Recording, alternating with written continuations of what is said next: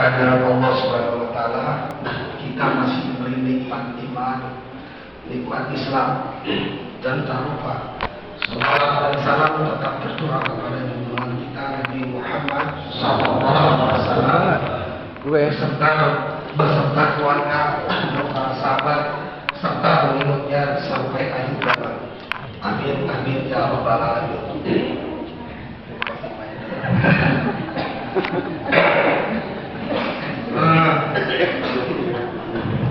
Jamaah sholat subuh Nurul Huda yang kami cintai, izinkan kami untuk membacakan topik 13 alasan agar sholat menjadi khusyuk. Dari banyak ibadah kita kepada Allah Subhanahu wa taala, ada satu ibadah yang merupakan kunci dari seluruh ibadah dan amal yang lain, di mana kalau kita berhasil melakukannya, maka akan terbuka ibadah atau amal yang lain. Kunci dari segala ibadah adalah sholat. Ada hadis, inna awwala mayus anhu abdu yaumal qiyamati min amalihi sholatuhu fa in taqubbilat minhu sholatuhu taqubbil minhu sa'iru amalihi wa in ruddat sholatuhu ruddat sa'iru amalihi.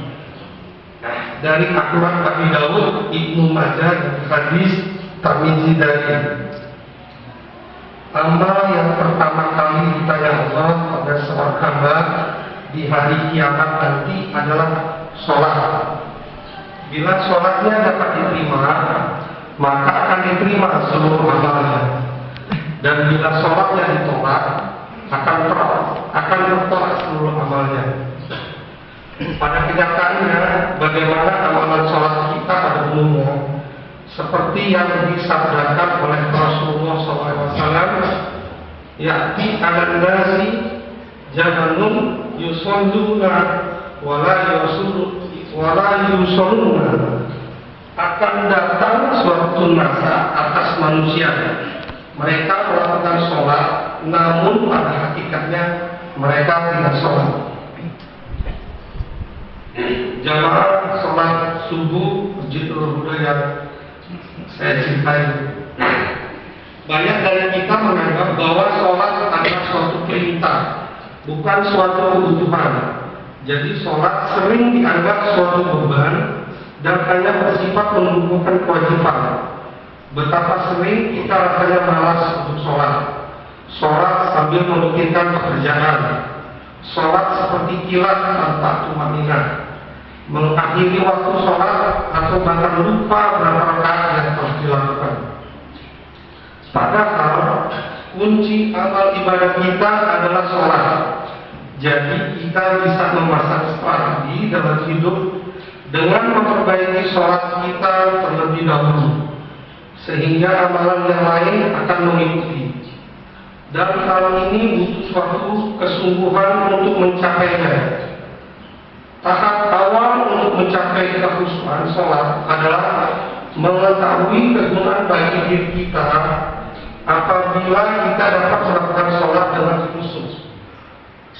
Berikut adalah 13 alasan mengapa kita khusyuk dalam sholat. Yang pertama, mendapatkan keberuntungan yang besar, yaitu masuk dalam surga Firdaus. Hal ini tersebut dalam Quran surat Al-Mu'minun 2 dan 11. Kedua, solusi terhadap permasalahan kita. Quran surat Al-Baqarah ayat 45. Bila ada problem hidup, maka sholatlah. Bila ada keinginan, sholatlah. Bila akan marah, sholatlah. Maka ketika akan bertemu dua kekuatan utama pada sholat badar, Rasulullah SAW sholat dan bermunajat kepada Allah Subhanahu wa taala agar kita diberikan kemenangan dalam perang. Yang ketiga, mencegah perbuatan keji dan mungkar. Quran surat Al-Ankabut 45. Karena sholat khusyuk hanya bisa dilaksanakan dengan menghadirkan perasaan dekatnya Allah Subhanahu wa taala. Maka bila akan berbuat maksiat akan ingat akan Allah Subhanahu wa taala. Yang keempat, melembutkan hati. Terkadang hati kita menjadi keras karena kesibukan dalam bekerja atau menghadapi masalah kehidupan. Dengan sholat yang khusyuk, hati menjadi lebih lunak karena kita seringnya berserah diri dan merendah di hadapan Allah Subhanahu wa taala. Jamaah jamaah sholat subuh Masjidul Huda yang kami cintai. Yang kelima, memenuhi kesabaran. Dengan sholat yang dilaksanakan dengan tumanina, maka diperlukan waktu beberapa saat untuk sholat, tidak dengan tergesa-gesa. Hal ini akan menumbuhkan rasa kesabaran kita. Keenam, menghapuskan dosa.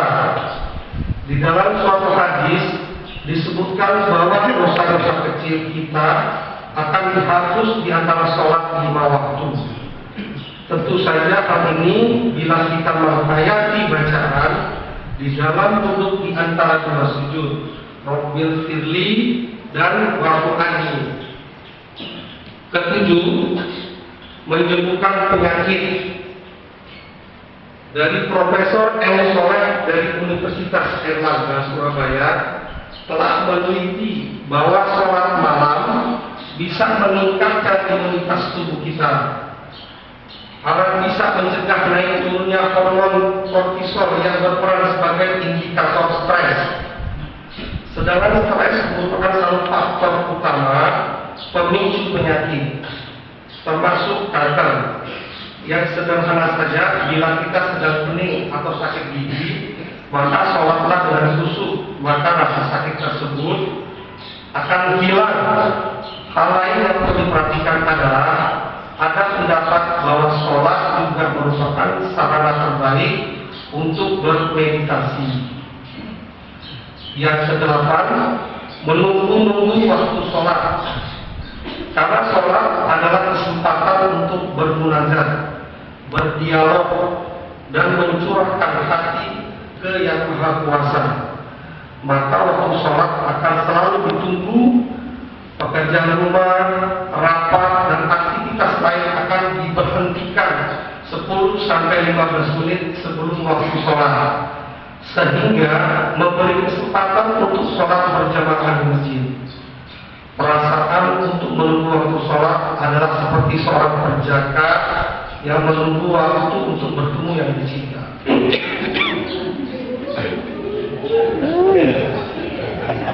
Dan 9, mempersiapkan sholat dengan sebaiknya.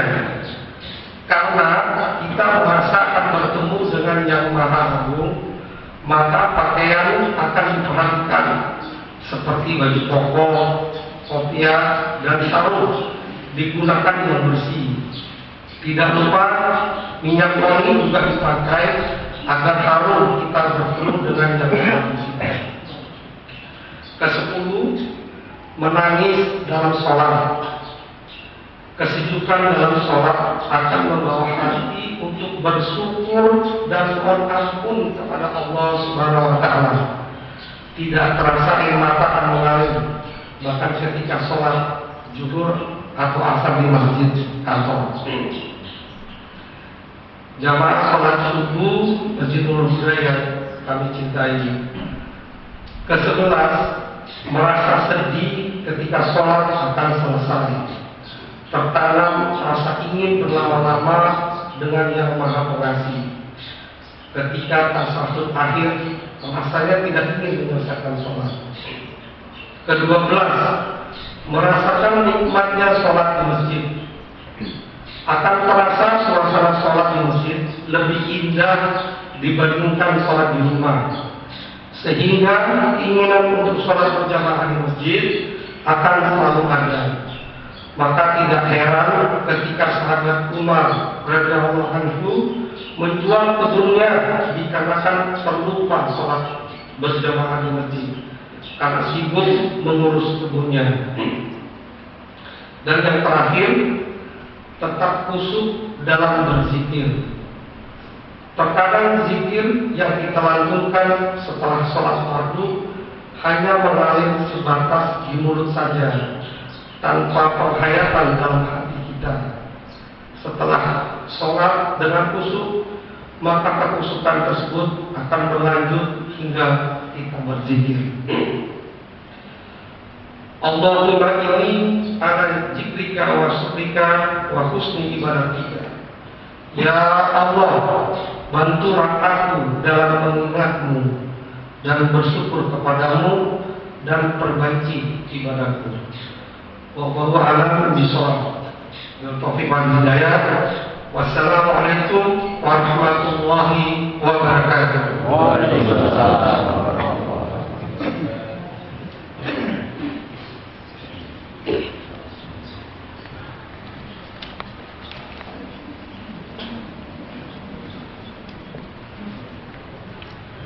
Cari sore.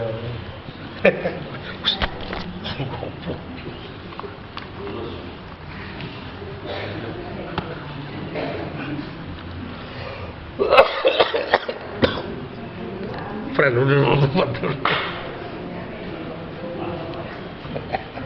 Jelas.